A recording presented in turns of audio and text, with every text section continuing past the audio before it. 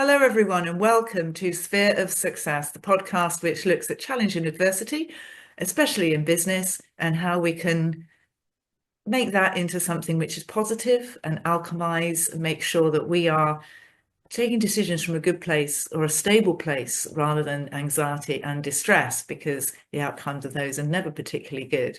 And today I have with me a very, very interesting guest. The work that Sara Estelle does is absolutely wonderful. Sara Estelle Turner, welcome to the show. You, Deborah. Very happy to Ah, be here with you. good stuff. And I'm just going to read actually what we've written here, because I think this is worth taking some time over. You are the founder of Gaia Path, a sacred framework for healing, energetic serenity, and soul-aligned leadership. Through its three core pathways, the School of Gaia for Healing, the Star of Gaia Priestess Pathway, and the Gaia Business Academy, Sara Estelle supports women to release old trauma, nourish their true selves, reclaim their essence, and share their gifts in alignment with the rhythms of nature. Her work is deeply rooted in feminine wisdom, vibrational healing, and the remembrance that we are already whole. With a presence that is both soft and sovereign, she invites others to live, lead, and create from their deepest truth. Ah, I tell you what, isn't that just wonderful? What a beautiful gift to give to people. And the wonderful thing is, when we speak from the feminine energy and we are, as women, working on ourselves, everybody benefits, because it permeates through everything that we do and the people that we touch around us. Absolutely. Yeah. So you've Yeah. said it all there, really. I think the feminine is a very powerful force. And I want to just say here that we may well be talking about women together, but the feminine lives in the male as well, just as the masculine lives within us. So it's not about, if there are men listening, then we're talking about you too. Totally. And some men think, oh, is that going to help me? And I would say absolutely, because at the end of the day, we're all human beings and the same internal makeup. So actually, yeah, absolutely, it will help you too. And the wonderful thing is as well, Sara actually helps to integrate this with business, because we'll talk about this in some general themes, because it's very important, I believe, to be a heart-centered leader within our businesses, and to be open and to be softer and to be able to take opportunities as they come in and release that controlling element often, because that can create some jarring, that can create some anxiety. And I think Sara would completely agree that if we are there standing in our truth and our feminine energy, which is incredibly powerful, you've got to have masculine and feminine energy, but getting that balance right is absolutely a game changer, especially when we're looking at results in business. Yes, absolutely. And it's different for us all. And I think so many of us have come in, and it's the way we learn. When we're little children, we learn to walk. Obviously, there is a pattern inside us, a brain that wakes up, the cellular memory kicks in and we walk. But, we copy people. We learn to walk with our parents. We listen to instructions. We learn to eat. And so we grow up almost with that kind of integral essence within us when we're born. It's there. And then slowly, slowly, slowly, the intuition, the wisdom, if you like, gets handed over, doesn't it? It's like, this is how you do it. This is how you walk. This is how you eat. Go to school. This is what you learn. Oh, now you've got to get a job. Oh, so I've got to learn something. I hope in the future this is going to change. But it was certainly all of what I share nowadays is born of my own learnings, and they were a bit messy at times. Well, yeah, and I think, in all credit to the parents that we had, they were doing the best that they could with the tools that they had available and the Yeah, knowledge that they had. And absolutely. often, these things are perpetrated throughout the generations because we didn't know anything else. And ultimately, that's the way that we do it. And I'd like to hear from you as well. How do you think right now?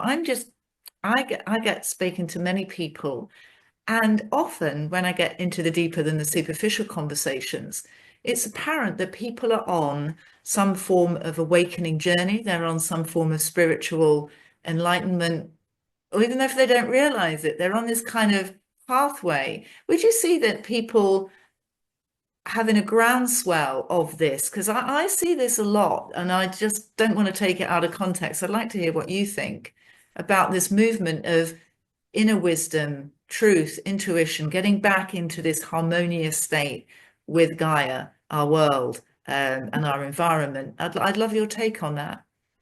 Yeah, so I well, first of all, thank goodness, huh? It's a beautiful thing that we're witnessing.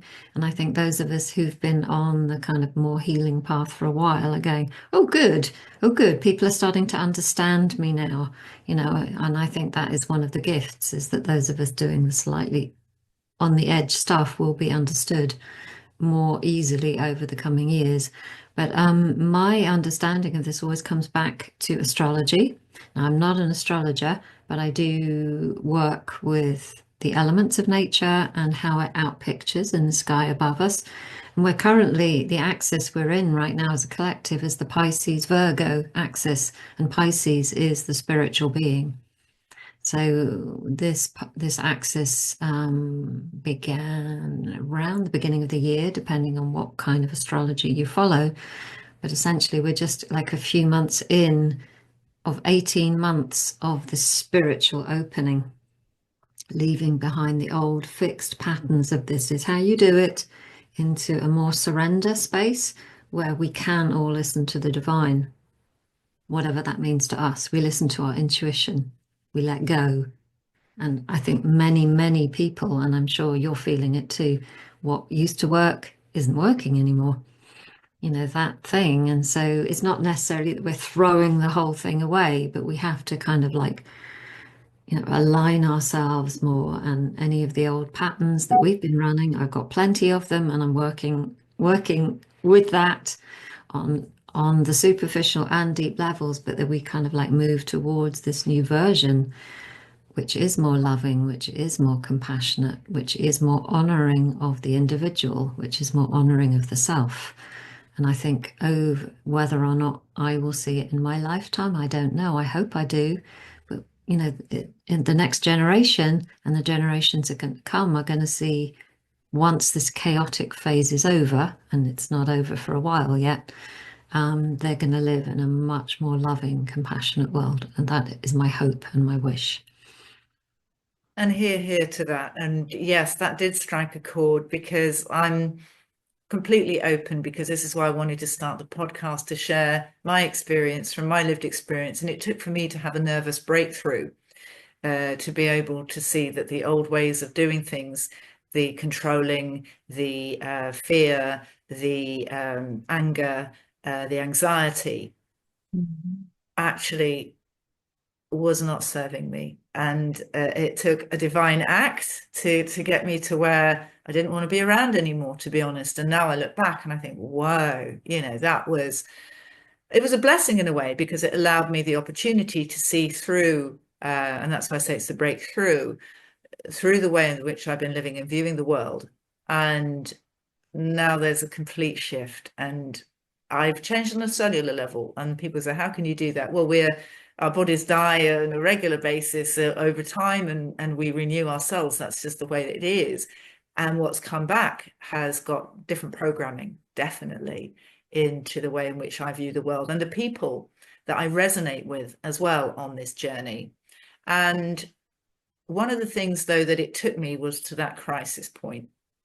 It took me to a place which I wouldn't want anybody to go to if they could deal with it sooner and not have to go through that pain. But also the fact that I always used to say to people, I won't go inward, because what I will find will be so awful. I've got to continue in my life. I've got to continue earning money to keep a roof over my head. It's going to be so painful. I don't want to go there. What can you do? How do you see this working, so that what happens if healing doesn't have to be so painful and hurtful? Mm. Yeah. So Your camera's just gone off, Deborah. Yes, it has. I mean, please do continue. We might have a little bit of a dance with this morning. So I think the internet is just a little bit jumpy. So yeah, but please do go ahead, Sarah. Yeah, so well, I think many people have, especially if they're drawn to listen to this particular piece of the podcast. I too have a very interesting background. I suffered from high anxiety myself as a younger woman, so much so that I was hospitalized with it and diagnosed with potential heart problems. They weren't actually that, they were more an emotional symptom.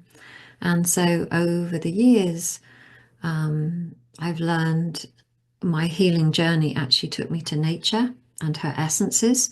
And I started, one of my big healing tools was working with flower essences. And that's kind of what began my journey back alongside regular visits to holistic doctors. And so the essences over the years took me out of that anxiety. And looking back now, I see that what they were doing is like filling me up rather than trying to remove things. I think so often we come into this kind of place of cleansing. We've got to get rid of things.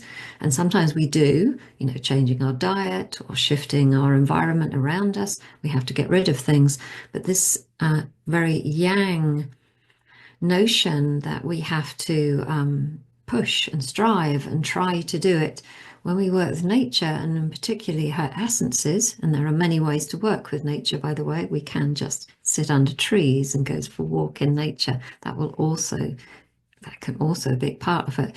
But my healing came from the use of essences, flower essences, and all different ranges. And when I talk about flower essences, for anybody that's not aware, the Bach essences are Bach. Some people say Bach. I say Bach. Are one of these, and there's many, many ranges right now. And they look a little bit like this. They come in little bottles like this. And basically what they are is a bowl of water, just water that's placed in the sun. And then usually flowers are floated in the water. After a certain amount of time, the flowers are removed, and what you're left with is a bowl of water. And so, there's a whole concept of how on earth is that going to help me? And then that is preserved in brandy in a bottle, a little bit like this. And then depending on where you buy it, you essentially you do this. I mean, it's really easy. Actually, I think that bottle's empty. Let me try. I've used all of that one. You put this pipette, drops in water, drops under your tongue. And, it's that simple. So essentially what you're doing is you're ingesting the vibration of the flower or of the tree or of the environment. And this is how I moved myself out of that trying place of trying to fix myself. My own journey wasn't necessarily a depressive one, although people told me it was the same thing. And I was like, no, no, no, I'm not depressed. I'm anxious. I'm horribly, horribly, horribly anxious. And because I'd grown up kind of holding some of those patterns myself, sometimes it's a little bit genetic, we're a little bit wired. I had not shown this part of myself to anybody. And so it came a little bit like you. Obviously, it's different, Deborah, but a little bit like you, I came to a place where I just could not continue. My body started to display symptoms that I had to take myself out. And so I resigned from my teaching job. And for several years, I actually lived literally on the breadline because I had no car anymore. People were having to pay our mortgage. Everything was taken away. And I continued to work with essences during that time. And slowly, slowly, slowly, it was as if the lights came back on inside of me. And coming back, I think, really to your question and what we were talking about, what I've come to believe is that we're not broken at all. None of us are. We are already whole. That little child that I referred to right at the beginning, who is born, who learns from parents and teachers because that's part of life. I was already whole, and that all I needed to do was remember. And to remember, we have to take ourselves out of almost of the matrix. We have to take ourselves out of the toxic job if we've got one. We have to rest. We have to eat well. And it's not necessarily that I wasn't doing any of those things, but I wasn't putting myself in the center.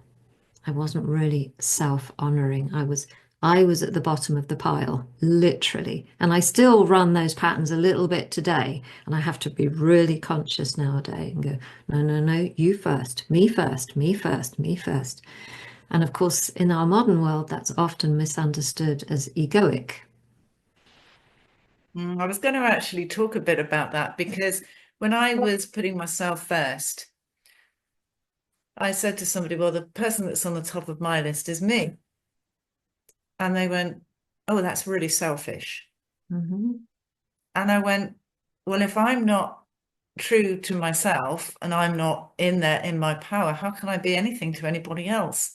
And they Mhm. came back and they said, I don't have kids. And they said, if you had children, you'd know you don't figure on the top of your list. So I'd love for you to share this because I knew intrinsically that wasn't correct, but I didn't have the prior background to know that I can't speak from my truth knowing because I haven't had children. So I'd like for you to just explain what it's like for men and women to put themselves on the top of their list, put themselves in the center without them feeling guilty, without them thinking this is selfish to be able to thrive. Yeah, what a beautiful space to be in. So I have the same thing as you. I don't have children. And I've had that said to me as well. It's like, you can do this. I can't because I've got all these children at home I've got to look after. You can do it. You've got time. And I'm just like, I can't do it. I can't do it. Anyway, so how I see this, and it might sound like I'm not answering your question, but it's just my way of saying it. What I learned and still share in what I do is that, and again, I said at the beginning, I'm not an astrologer, but I learned all about the sky. And I did this through my own priestess training. So, for example, I'm an Aquarian through and through and through. So, Aquarians are often head of the curve. They do things before everybody else. They're quite misunderstood often because they're kind of like talking about things that people don't really get yet. So, years ago, about 14 years ago, my very first program was all about working with the moon cycles. And, it was very woo-woo at the time. It was like there were certain people that came and did it with me. There are certain people that are wired. But now everybody and his auntie's running, even the more traditional coaches are talking about seasons and cycles. And I'm like, I was doing that 14 years ago, Well, the and thing is with this, that's Sarah, I'm not interrupting you for the sake of just doing this. I just want to say something to people out there. Sometimes it's blindingly obvious, but it takes, I don't know, a shift in thinking. Well, of course, we're going to be governed by the moon and what's happening around us in the planetary system, because goodness me, the moon affects the tides. The moon affects so much that we're anchored with it. If it wasn't there, we'd be all over the place. So working with this energy, and I think maybe it's the technological age where we've now got the things like Wi-Fi, which isn't working very well, hence my shadowy figure on the camera. But ultimately, these things make a difference, a massive difference. The fact that we can't see them with our naked eye doesn't mean to say that they're not there and they're extremely powerful. And so I'll take it back to you because absolutely, people would think you were nuts back in where I was growing up, in the 70s and 80s. You start to think about the lunar cycle and people think, you're mental, what are you talking about? But now it's so obvious. well, even the So medical many more profession people are talk coming to about it. it. Yeah, I'll let you continue. The casualty departments in hospitals are more staffed during full moons because they know that more people will come through the door. So it's kind of seeded in there. So one of the very first things I started doing was I found I had a cat at the time whose name was Marvin, And he used to sit under the moon, the full moon. And so I started to join him. This is when I was recovering from my anxiety. And I used to start to feel calm. And I used to look out the window and go, and I realized that the moon changed often and quickly. And I started to realize that it was that the moon changed. And so therefore, if I was to get better, I needed to change too. Because everybody was saying to me, you need to change, Sarah, you need to change. And I was like, I don't know what you mean. But the moon taught me to change. And then I started looking at the seasons. And every day, if you pay attention, the season has changed. There's a little tiny tweak, more spring, more autumn. And so that's so nature taught me that. And so coming back to your question or our discussion about how do we take care of ourselves when other people need us or we have roles, jobs, parenting, partners, whatever that need to be taken care of, or situations that, we need to be, like on. What I have learned about it is that we all have a main what I'm going to call an astrological an astrological overlighting energy. So there are many facets we could talk about. But so as an Aquarian, to honor myself, even if I'm busy, even if I was a mother. So, the mothers and the fathers and all the busy carers out there, see if you can lean a little bit in, even if you don't know about your astrology, lean into your sun sign. So that's the month when you were born. So again, I was born in February, so I'm an Aquarian. And we start to learn a little bit about ourselves from that. My partner is a Taurian, and he's really different from me. So to honor himself, Taurians are really good at things with their hands. So he's good at building things. He's a guitarist. And so anything that would take him away, so his parents tried to get him to be academic, but he didn't want to be academic. He wanted to run in the fields. He wanted to ride wild horses. He wanted to go off on the camps. And he loved guitar. He learnt guitar when he was a young boy. So he honored his path on some level. And I think we all do. As an Aquarian, I went more into the just being different. I've always been the black sheep of my family. I didn't get married. I didn't have children. I went to university. I did all the things that nobody else did. And so for that middle part of my life, when I had the anxiety, what I was trying to do was come back into the people pleasing place, come back into the place where, what people expected of Sarah. Mm. So I overrode myself. And as I've got older and as I've worked with nature a lot, I've come to realize that when we actually realize who we are, we remember the frequencies that we were born under and really start to honor that, our health can return. So I don't know, have I answered your question, Yes, Deborah? I think this is it. It's not selfish to look after ourselves. It's not selfish to put ourselves first. And what I say is to be able to give properly and sustainably to other people without going into burnout and lack, is that we have to be overflowing with a love and an energy that other people can utilize, but that we're not an empty vessel. Because so many people say, I'm run ragged, I haven't got enough hours in the day, this person needs it. Well, yes, but what are we doing? And I know I'm guilty of this. So I stand here as somebody, I'm trying to practice my own thought process here. I'm always going to be a work in practice. There's always stuff I could do better. But it's like, what is that of my own creation? Do I need to be doing this for people? Or actually, am I trying to fix things for them where actually they need to learn to do it for themselves for their own good in the end? So I again have to follow a strict thought process of myself. And the other thing is the need to control in me is very strong because I didn't have anything to control as a child. The only thing I tried to do was basically control an environment which was to try not to be abused. And when you've been brought up like that from your earliest memories, it's very difficult to relinquish that control because you're kind of frightened that people are going to hurt you. Well, the weird thing is they kind of do until you release it. I know it's sort of counterintuitive, but what I've learned is the more I don't control, the less people want to use me. or that's my perception, and I'm happy with that. So yes, it does answer my question.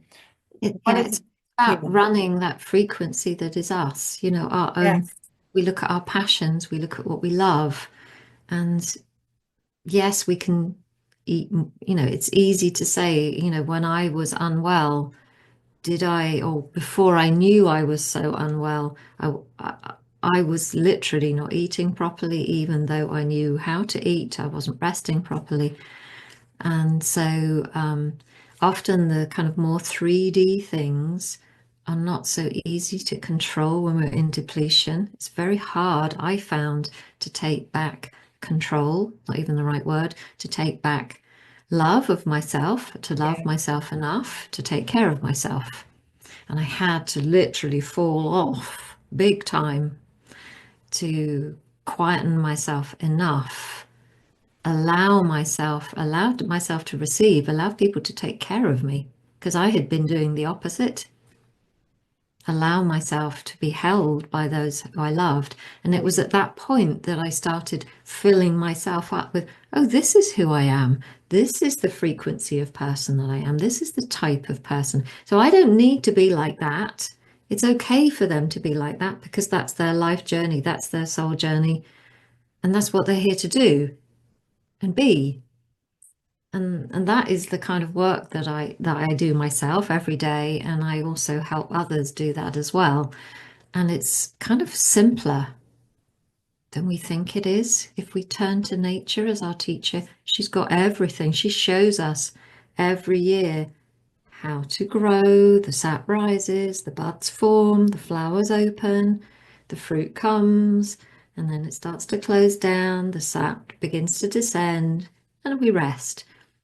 What do humans do over the deepest yin part of the year when nature is resting? They party, they do Christmas, they eat loads of food, and and there's nothing wrong with eating loads of yummy food, but it's kind of goes intuitively against nature.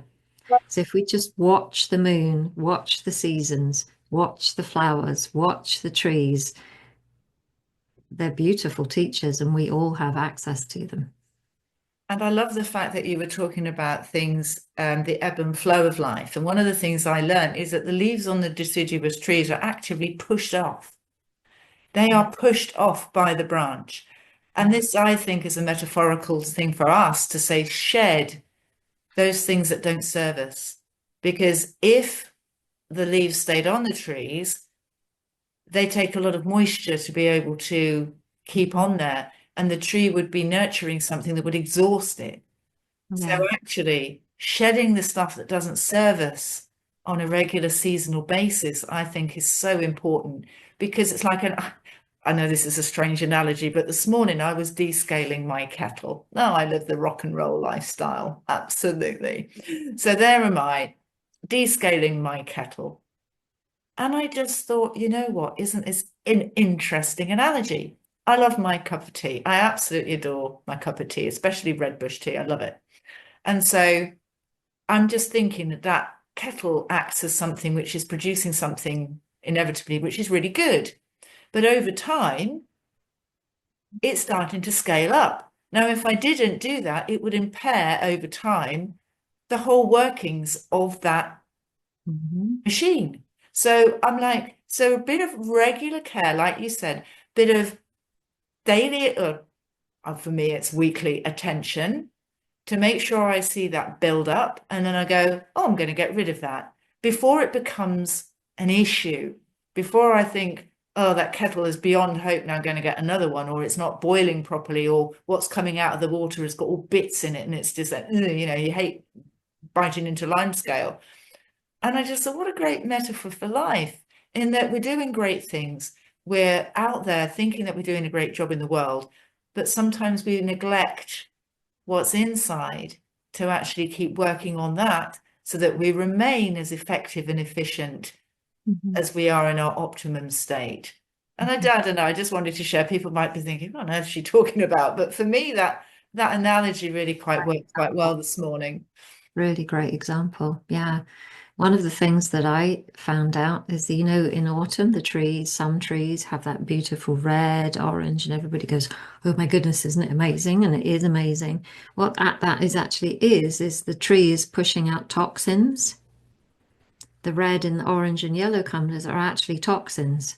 They're chemicals, Yeah. which rightly, as you said, are somebody who knows much more about the actual chemical side of me would be able to explain this better. But that red, I guess what I'm trying to say is that red, orange, yellow that we love, that we adore, that we take pictures of, Yeah. is actually the shedding process. And it's beautiful. It's the death process, if I'm going to put it in those terms. And there is a beauty in that. There is a Yes. beauty in that regeneration and that cycle of life because we celebrate the birth, we celebrate the sap and the seedlings and everything rising and growing. But we should also be celebrating. And this is where I think my mindset was caught up in that this was bad stuff, this was deep, ugly stuff. Well, actually, in a way, no, it's beautiful because this makes us into who we are. And if Exactly. we can encapsulate that and incorporate our perception and change it, and this is about sphere of success and this is about business, these Mhm. elements in life, which again, you say, you're on the breadline, you had no car, people were having to help you financially. When we get to that point, instead of looking at it as the darkest, gloomiest, horrendous thing. And hey, I know I've been there, for goodness sake. I wasn't going to be here anymore. I wanted to do away with myself. And at that moment, it was really painful. It was horrible. But now I know that if something really big came my way, or that daily life trying to think, I can go, right, actually, this is really beautiful because I know that there's going to be a re-energizing, a rebirth. This is something which I can tackle, knowing that this is for my own betterment. How awful it might be in our perception, this is actually something really good because it's all part of that cycle. And I know people might think that that is a bit insane, and I would have done a few years ago, but having gone through it and doing the healing work because of it, I am so grateful that it actually happened. There's a phrase, isn't there, that life is working for me, not against me. And Yeah. it's I just mean, reminding ourselves of that is can allow us to kind of, it's the dark night of the soul in the healing world. It allows us to sit back and we've got the analogy of the caterpillar that goes into the chrysalis that comes out as the butterfly. And what I didn't know until quite recently, several years ago, is that when the caterpillar goes into the chrysalis, when the butterfly emerges, the DNA is completely different. And so that dark night of the soul, that the piece that you were saying there is that chrysalis point. Now, if we can, even if a tiny piece of us can recognize that, we can go, oh, there's nothing I can do here. This is working for me, not against me. Even if I go, what a load of rubbish that is, just see if you can acknowledge it, lean into it, see if you can rest, see if you can get some help if you need to, all of those things. But it's a part of life. I think that's what we're saying, isn't it? I think everybody listening here will have something similar that's happened to them that maybe they thought was bad and it wasn't good, but a butterfly emerged from it. And as a collective right now, we're in that chrysalis phase. Everything is getting broken down, and it's painful and it's horrible. But it's what I was saying at the beginning. I believe that in 5, 10 years, we are going to see a very different butterfly world. Something is going to emerge and is emerging that's going to be much more beautiful. And not having children myself, my nieces and my nephews are like my children, but for all of the children of the world, is why I do my work now. It's for the generations to come. There's a legacy piece in it now. It's like I need to let go of what I know and share it, share it, share it, share it, so that others can take the baton, so that I can know that when my life comes to its end, I've done my work and I've passed on what was mine to pass on. Mm, beautiful. And just taking that point back to that chrysalis, there is a battle between the butterfly cells coming in and the old caterpillar cells, and the butterfly cells always triumph over the caterpillar cells. And that's something that I think is just a remarkable metaphor for life, in that it's a natural thing, it's going to happen. So we can't fight that, because I suppose, not having children, but having friends who've had them, the experience of the birth pains is something which is, to all intents and purposes, an inevitability, but the end of it is a baby. And so that pain, and I liken it to going to the gym, especially if you haven't been for a while, and you come out and it's not necessarily the day, but the day after, it's like, I can't even make it down the stairs. Oh my goodness me. And then after a while, you can get on and you can develop and you can grow, but you know that you have to break that muscle down slightly for it to rebuild. And that is painful, physically painful. But if you've got a purpose, and this is something which I think is really intrinsic to having a life of meaning, of joy, of beauty, is that if we can think about the purpose of why we're doing things, that can be a wonderful anchor to know. And you said you've got this lasting legacy that you're sharing with the world. This is beautiful purpose. If we can think intrinsically how our why is then the anchor, and we know, come what may, we're steering towards that, then things don't necessarily have to be so horrendous. Because when I was going through that, I didn't have a purpose. I couldn't see the point of it. I couldn't see the purpose for all of this. And now I can. And Yeah. weirdly enough, the suffering then isn't as intense as it was before. Yeah. It's true, there's nothing we need to actually do when we're going through these deep levels. It's time, it's support, the correct support on all levels, and just time. And that kind of more spiritual understanding that we're talking about helps massively. And if we come back to just knowing, and again, like the sun sign, it's like, if you, like my partner, he's a Taurian, so he's here to be. Taurians love the pleasure of the earth. The Aquarians, like me, tend to be a bit more disassociated. So it's very easy for me not to feed myself because I'm quite disassociated in a default pattern.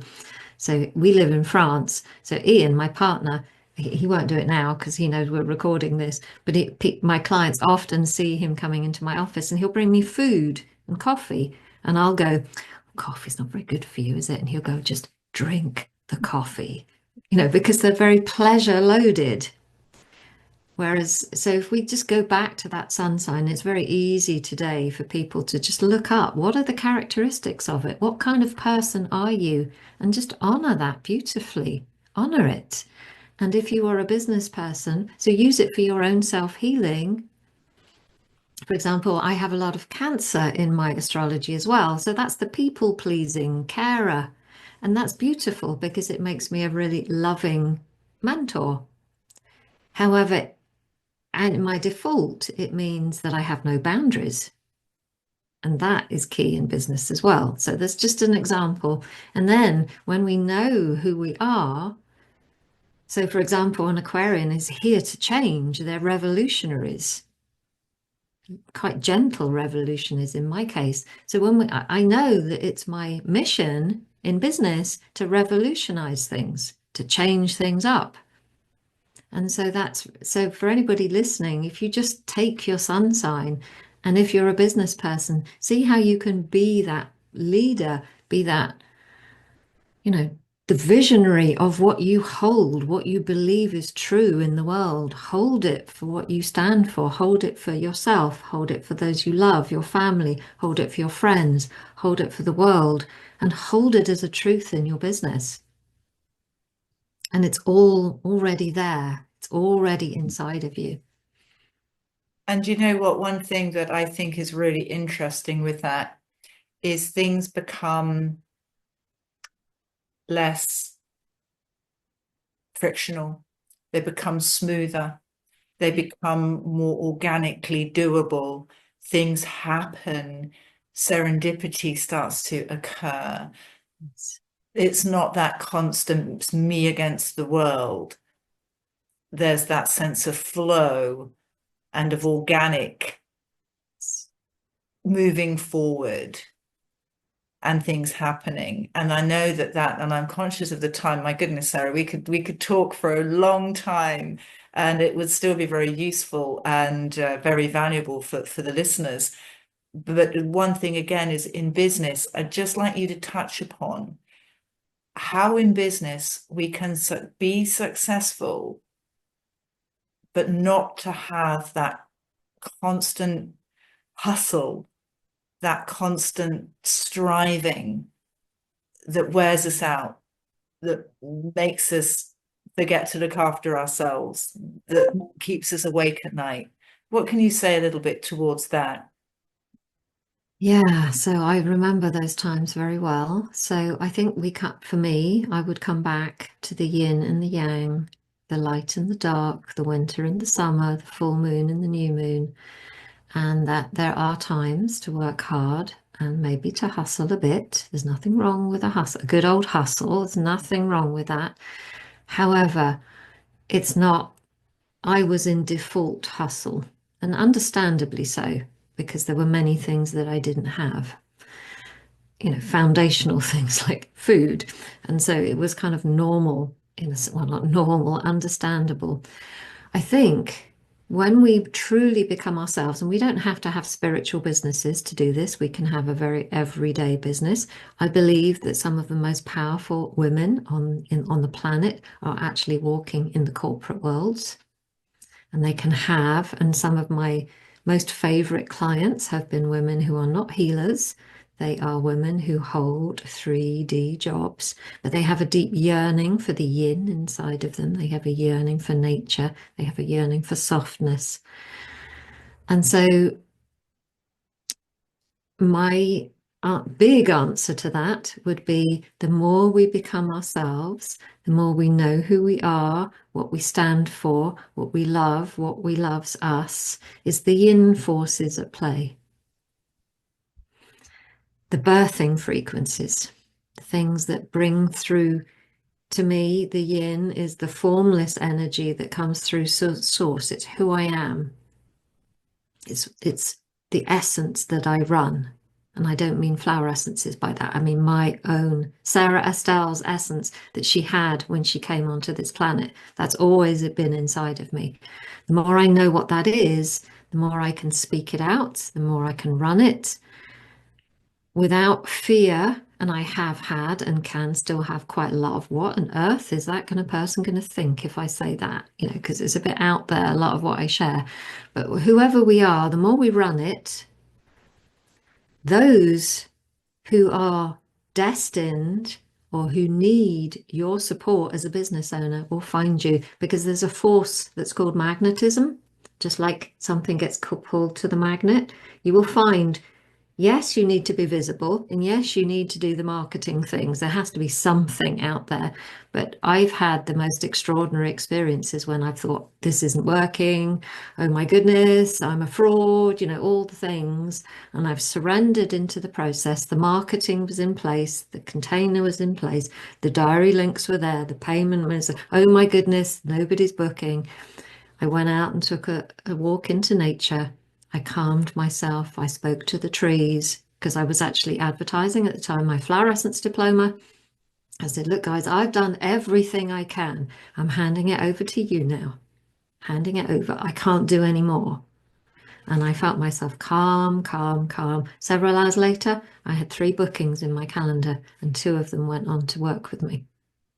but I had to go through of that, letting myself out of the hustle because it's very anxiety driven and it's quite addictive.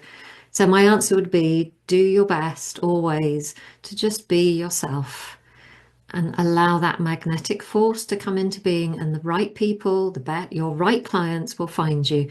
And then when you need to hustle, don't be shamed. Don't be ashamed of hustling. There's nothing wrong with when I say hustle, I mean, 12 hours to go, 6 hours, that kind of thing, because it gives people boundaries. They know what to do and what not to do and when to do it. It's helpful.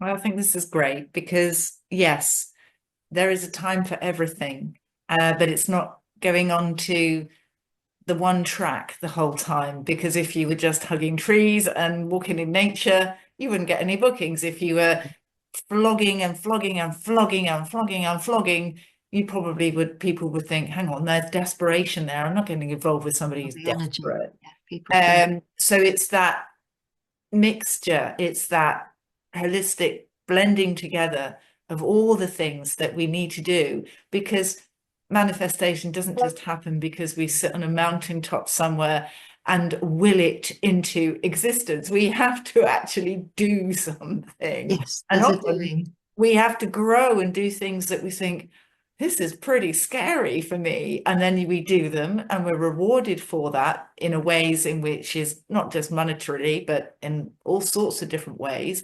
And then the next thing happens because of that. And there's this journey.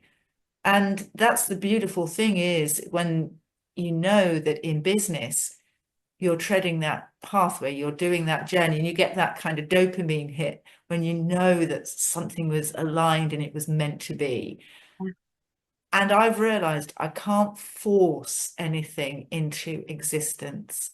It Mhm. has its own timing, it has its own way in which it's going to come in. And if it's going to be lasting and deep and good, me forcing something to happen is only going to have a repercussion, a negative repercussion down the line. So yeah, I love what you're saying. And it takes a lot of the anxiety of the unknown out of the way as well, I think.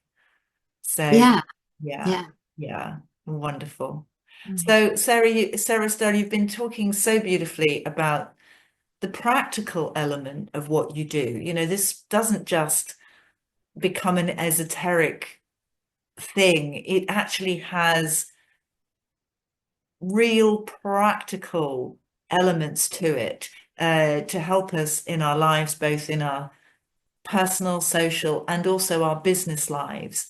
So I would say if anybody's thinking, what I'm doing isn't quite working, I'm not quite there yet, I really do need some support, or indeed, if you're very seasoned with this and you think, yeah, this really resonates, please do have a chat with Sara Estelle. She will take you through everything in a very simple, but as you say, you hold a beautiful space for people. How can people get hold of you? Thank you for those kind words. Yes. So my website is Sara Estelle. The Sarah does not have an H on it. SaraEstelle.com, and there you will find doorways into the three ways that I work, which is with essences. It's on the surface, it's a practitioner diploma, and it is a practitioner diploma. But my right clients for that are not people that want to become practitioners, they are people that want to change deeply. That's who I work with. And you also find a doorway into the priestess pathway that I run. And by the way, priestesses don't have to wear flowing dresses. I could quite easily wear one, but you could look in any way. It's not about, sitting under trees and things. It's actually quite practical. We look at all the astrology. And then I also have a space for women like me who want to grow their business in nature-filled ways, and how all those three layers, which is the kind of Gaia path, came to me was through my own journey. The essences helped me heal the trauma. The priestess energies help me run my essence. They help me know who I am and run it because it clears pathways. And then we can share. when we've got those pieces in place that we can share. We don't have to necessarily do it in that order, by the way, but it kind of makes sense, I think, on a more practical level. Oh, Sara Estelle, thank you so much. And as I said, get in touch with Sara Estelle, and she's a lady with a lot of wisdom. We've only touched the surface of what Sara Estelle can do, and her extreme passion as well for that. And I think anybody that's truly passionate as Sara Estelle is has a beautiful gift. So thank you so much for being such an inspiring and beautiful guest on our podcast. And to everybody listening and watching, thank you so much for tuning in. I'm sorry about the camera. It looks a bit odd at the moment, but I think there's an internet signal issue here, but I think it was well worth going through that and listening to the wonderful topics that were covered today. Do like, subscribe, and share, because who knows who this could be helpful for. And it would be wonderful to see you all again next time. So be successful, and see you all again very soon.